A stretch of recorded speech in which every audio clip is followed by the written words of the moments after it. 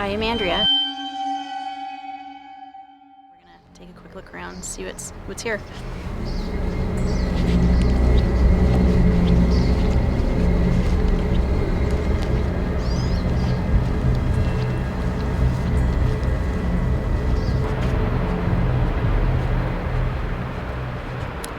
This is an abandoned fort on Vancouver Island. It was quite active during the couple of world wars that we had.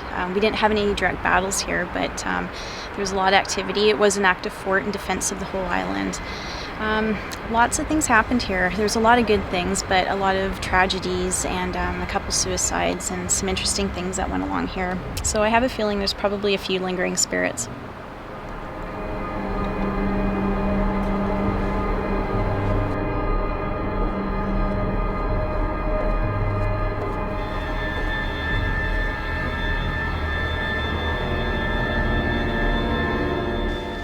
The space here, it's one of the underground batteries. They kept a lot of ammunition here.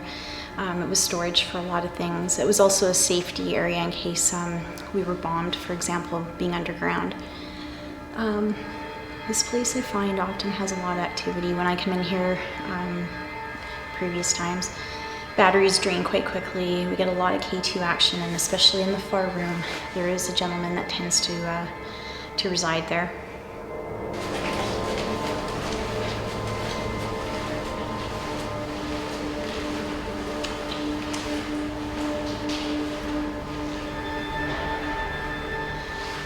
Start with a 2 meter, which picks an EMF field up, which spirits are known for emitting, and also can use it as a communication device. Are there any spirits here right now that would like to come forward and speak to me? Such as the gentleman that's usually in this room? The machine I'm holding in front of my hands, I'm sure it's very different than from your time. I can tell you that it won't hurt you.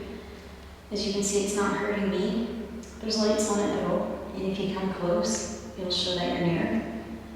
You can also use it to light it all the way up to the red to signify that's a yes, or light it up to the yellow to signify that it's a no. Is there any way you could light this up to show that you're here? Please and thank you. I think here, this spirit, the gentleman that's usually here, from what we've got before, he was quite injured here on the base, and he shies away from a lot of any time we bring extra equipment, new people. It takes a lot for him to come forward, and I really get the sense that he's really pushed himself back.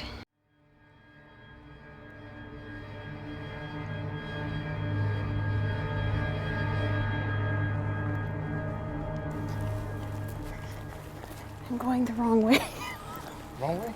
Sorry. What is it? We have to go down and around, I think. I always get mixed up with here. I'm good with finding ghosts, not so good with finding directions. Personally, I think that some of them are here trapped out of grief. The few that I've encountered have very sad stories. Mostly men, there's some women spirits here. I think they're trapped out of guilt, and some are trapped out of fear to cross over. I think some are not earthbound. I think some come back here because they're proud of here. They're proud. There's one gentleman who's often in the barracks, and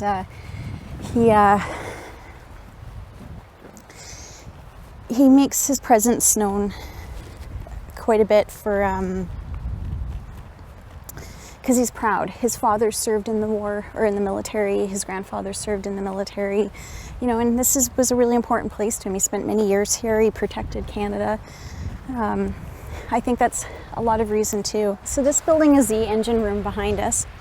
The building over here was the lookout. It had one of the major artillery guns. It kind of had like the games, the fun room. Pretty traumatic story though. There was a gentleman there that had committed suicide, and you know, we've tried a few times to cross him over, but he's too afraid. He's holding on to so much guilt. He just won't go. It's pretty sad. Is there anybody here that would like to come forward and talk to me for a minute?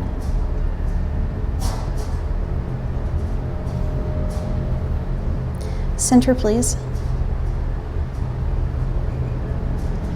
Is this the gentleman that I've come across before? Yes. Center, please. Are you the gentleman that we tried to cross over before? Yes. Wow. Center, please. Is there a way I can help you this time? No. Center, please. Oh, that's sad. That poor gentleman. He's been trapped here for a very long time by his own choice, but free will. Can't force somebody to transfer over. Do you know his story? No, we only have, we don't really know who he is. We've only been able to put pieces together from communicating that it's a man that used to be here on the military base, and that he took his own life and he doesn't feel worthy to cross over. Knowing how the pendulum works for me and just how it normally works is the spirits are using your energy to create the vibration down to the pendulum to swing in a yes or no answer that you have to establish because it's different for each person. There's other ways to use it, but typically I find in situations like that, yes and no are pretty clear and easy. Now we're going to go down to the lower battery. This is also an area that a lot of the shells were cased. This is probably my favorite and most active place on the base to go.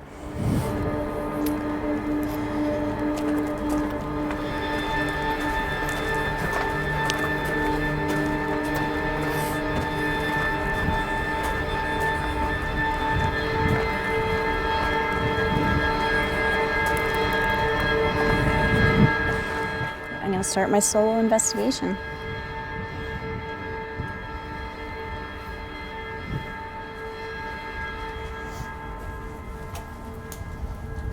What happened to you?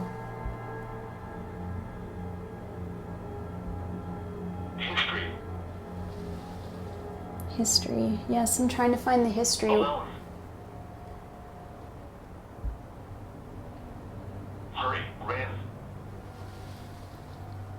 Hurry, ran.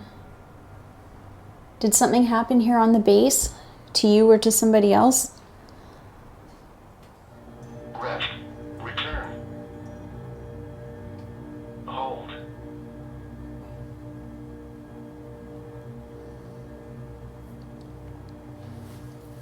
Do you need my help?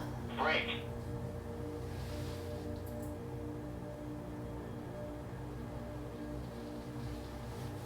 Blue. Blues come up a lot. Okay, well, we're gonna leave this building now. Cut. If you'd like to follow us, you're welcome to into another one of the buildings and tell us if you need any help, if you can hear that we're talking to you. Science. Thank you.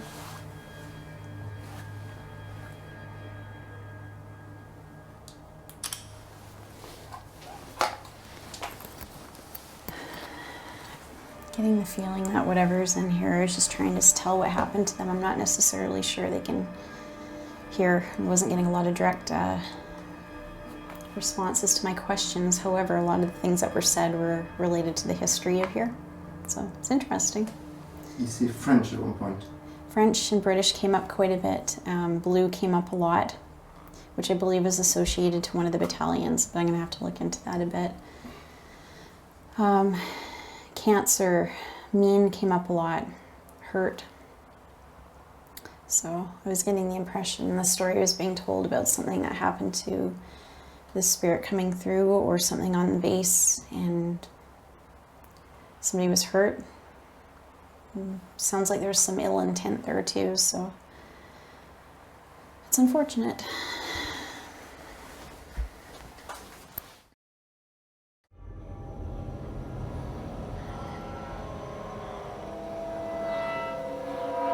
The building here, I mean, I've investigated a few times.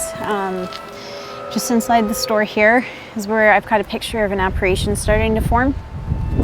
Also in the window around the corner is where I've got a picture. It's not a human entity, but you know, when we were investigating, I know exactly where everybody was. It was clear as day. It's not matrixing. To this day, I don't know what it is, but I know I encounter that thing quite a bit when I come here, and I don't know, I'd like to find out more of what it is. It's certainly not human. Not human? It's not human. What it could be? I don't know. I mean, I'm reluctant to say it's a demon of some sorts, but I mean, there's that possibility. It could be an elemental. I've been researching. I've never seen anything quite like it. So it's, but it's certainly not human. It's certainly mischievous. It comes across as very, somewhat territorial. It likes to toy with people. You know, when you're doing a seance or a protection circle, it definitely will come up on you and make itself known. Lots of people are pushed back, pushed to the side, play with the gadgets, drain your batteries. You can feel it around, no different than like a physical person standing next to you. It doesn't feel very tall. Doesn't come with a very good feeling. So far, we've been lucky and nobody's been injured from this thing, but it leaves you feeling very not good. Like you get this feeling in the pit of your stomach, and you just don't want to be there. So you got to push yourself through to stay in there. But it likes to toy with people. This is where I captured the picture of the apparition, which I believe was the architect of this place. I always take a series of 3 pictures. I know where everybody was. Nobody was close. I was on the stairs standing there. Something caught my attention that I was being watched. So I just took my camera, took 3 pictures. In the second picture, you can see a man forming. You can see the beard. It's a white mist, but you can see the eyes. Like it's a man. And the 3rd picture, it was gone. And I took a few more pictures after. So, and it kind of concludes with some of the data we were investigating too. He seemed to be coming through. So this lighthouse has a lot of history.